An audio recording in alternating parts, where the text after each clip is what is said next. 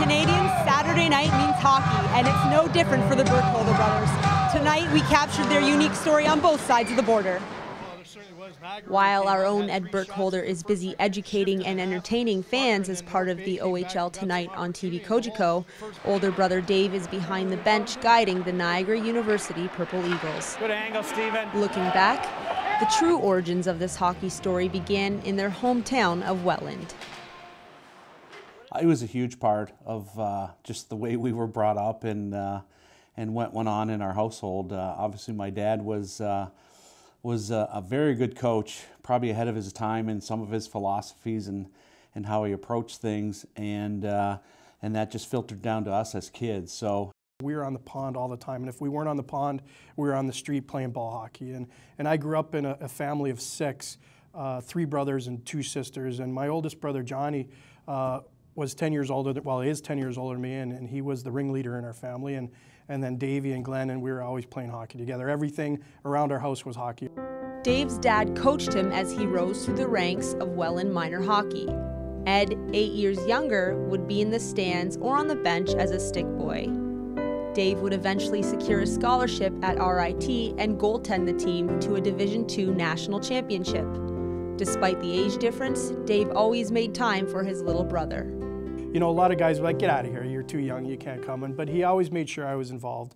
And again, with the 4 of us, the Turner brothers and Dave and I, we were always palling around together. And there was the age difference with those brothers as well. And they always included us in everything, whether it was taking us out for chicken wings or going to the park to play football or play hockey. They always include us. And I think it had a huge impact on our life because we learned a lot from those guys because they led a clean life. They were good students, they were good athletes, and they really set a great example. Dave followed his father's example and became a coach, first as an assistant in the OHL before taking on the challenge of starting a hockey program at Niagara University. I left Niagara Falls Thunder, which was being moved to Erie at the time, the Erie Otters, and came here as an assistant. You know, this rink was mud, it wasn't even built, and 18 years later, I've been head coach for 13, so it's home.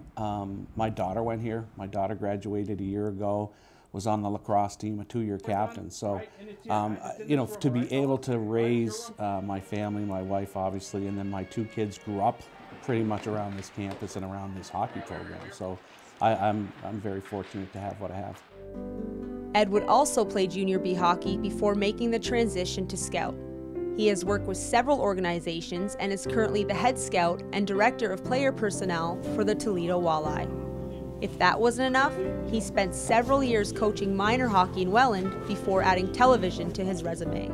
And it was a learning process. I mean, I remember the first game, I thought the mute button was the call down to the truck button and vice versa, and it was really tough to get a handle on it. But I think just like anything else, you really have to concentrate on becoming better every game and learning your craft. And to come into a world where I didn't know a lot about, to be in year 7 now, really fortunate to have Darren as our producer, Steve Clark as our play-by-play, and Al Galloway as our captain, our host. These guys are not only really good at what they do, but they're really good friends. And we get along really well. And when we come to the rink, you know that, Amy, when we come to the rink, we have a great time here, and we feed off each other. There is no sibling rivalry here. Each is quick to compliment the other for their accomplishments. He's got a great sense of humor, and it's a little bit of a ham to him too. So I'm not surprised that his success, you know, with the TSN show, and then what he's doing in the Ontario Hockey League, which is amazing. And you know, he's a special kid with what he's gone through in his young adult life with his battle with cancer and such. But I think my dad would be really proud. He's the first Burkholder to make the NHL. I mean, he made it as a scout with the Detroit Red Wings and had 3 good years with them. So that's pretty cool. He's doing a great job there, and I think the biggest compliment for Dave is not just he's making good hockey players, but he's making good men. These guys are graduating. His graduation rate is off the charts. He's making them better people. When they graduate from Niagara, they're a better person, and I think that's the biggest. As far as what history is going to write about Dave at Niagara University, I think that's going to be it. So there you have it, the story of Ed and Dave Burkholder, 2 brothers in 2 countries, and the ongoing love for one sport. Reporting for The Source in St. Catharines, I'm Amy Audibert.